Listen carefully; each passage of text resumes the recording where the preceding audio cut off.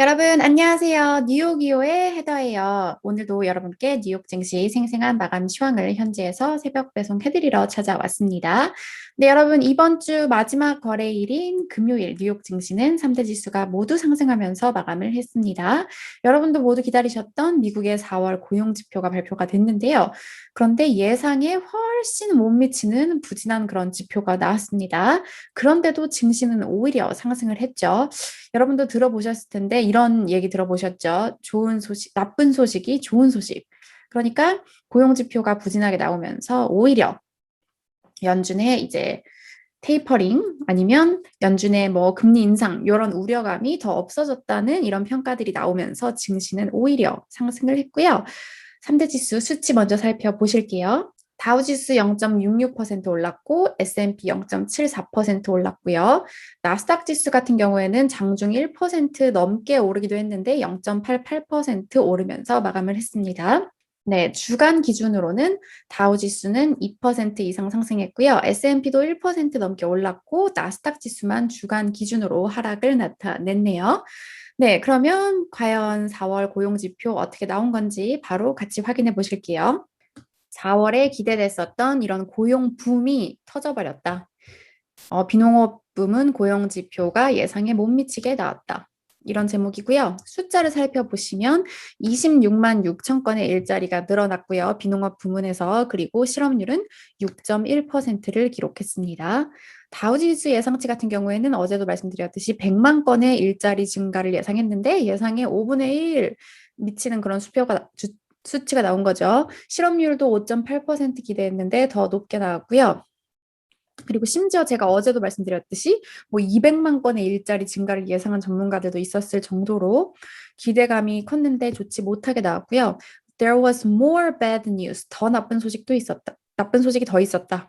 뭐냐면 3월에 이제 일자리 수가 91만 6천 건 증가했었다고 발표가 됐었는데 이것이 77만 건으로 하향 조정이 됐다고 합니다. 또 여기 표를 보시면 추이를 보실 수가 있는데 4월 좀 증가세가 부진한 걸 확인할 수가 있고요.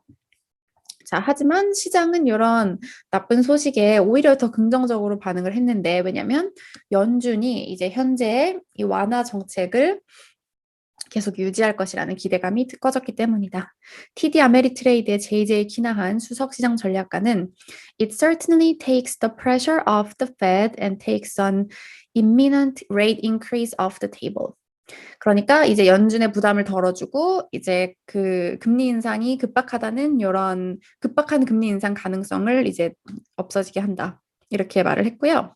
자, 그리고 이제 그 임금에서 인플레이션이 확인되지 않을 것이고 우리가 예상했던 것만큼 많은 사람들이 고용이 되지 않았기 때문에 파티는 계속되어야 한다. 이제 뭐 연준의 그런 부양책 이런 걸 말하는 거겠죠. 자, 그리고 또 한 가지 이번 고용노동부 지표에서 흥미로웠던 거는 어, 일자리는 많이 오픈이 됐는데 그 일꾼 근로자를 찾는 게 어려운 상황이라고 해요. 하버드 대학 교수이자 오바마 행정부였을 때 고문이었던 제이슨 퍼맨이라는 이코노미스트는 뭐라고 말을 했냐면요. 지금 공급뿐만 아니라 이런 수요 모두에서 부족 현상이 나타나고 있다. 자, 보시면 there are lots of jobs out there. 많은 일자리가 있지만 그러니까 충분한 그 직원들이 없다. 이런 얘기고요. 실제로 여기 보시면은 뭐 그 사더른 캘리포니아에서 레스토랑을 하는 그 CEO의 또 발언이 나오는데요. 뭐라고 말하냐면 우리는 뭐 임금을 올렸고 그리고 지금 세 가지의 다른 이런 채용 에이전시를 사용하고 있고 계속해서 사람을 뽑고 있다. 이렇게 말을 하면서요. 다른 레스토랑은 지금 동네를 돌아다니면서 전단지를 뿌리고 있다. 이렇게 말을 하면서 지금 사람 구하는 게 쉽지 않음을 알리고 있습니다. 자, 그래도 보시면 가장 큰 타격을 받았던 이 여행, 여가 이쪽 업계에서 33만 1,000명의 그 새로운 고용이 나타났고요. 하지만 여전히 팬데믹 전 수준보다는 290만 명 못 미치는 그런 상황이라고 합니다. 또 보시면 뭐 이제 학교 스쿨 다시 문을 많이 열면서 지역 정부 에듀케이션 교육과 관련해서 3만 1,000개 일자리가 늘어났고요. 오히려 프로페셔널 비즈니스 서비스에서는 11만 1,000개 일자리가 줄어들었다고 합니다. 자, 그리고 또 이제 그 발표되는 헤드라인 실업률 말고 이제 그 풀타임 일자리를 못 찾아서 어쩔 수 없이 파트타임 일자리를 하고 있는 이런 사람들까지 다 포함한 실질 실업률을 보시면은 그래도 0.3포인트 내려간 0.3%포인트 내려간 10.4%를 기록해서 2020년 3월 이후 가장 낮은 수준을 기록하고 있기는 합니다.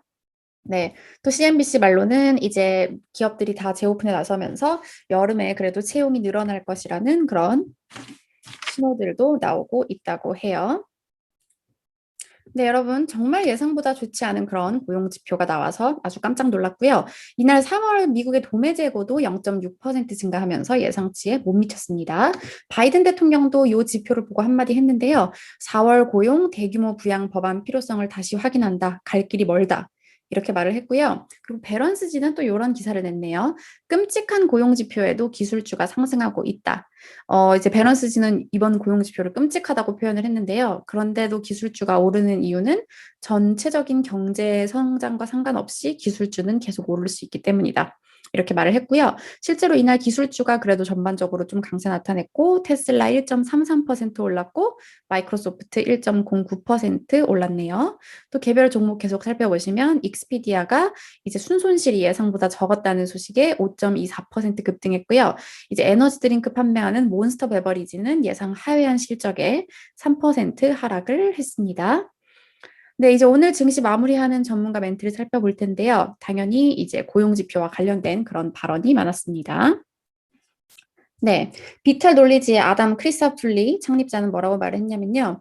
이제 연준은 테이퍼링을 망설이는 것에 대한 정당성을 얻게 됐다. 이렇게 말을 했어요. 이것 때문에 사실상 증시가 상승하게 된 거죠. 자, 이제 한편 BMO의 이안 린젠 이사는 뭐라고 말을 했냐면요. 고용 지표가 실망스러웠고 이제 올해 초반에 강한 이런 모멘텀이 2분기까지 이어질 것이라는 이런 가정에 약간 의구심을 품게 한다. 이렇게 평가를 했습니다. 네, 오늘은 이렇게 또 오랜만에 나쁜 소식이 좋은 소식이 되는 그런 증시 양상이 이어졌고요. 이번 주 소식은 여기까지 전해드렸고 저는 다음 주에 다시 증시 소식 갖고 찾아오도록 할게요. 여러분, 다음 주에 만나요.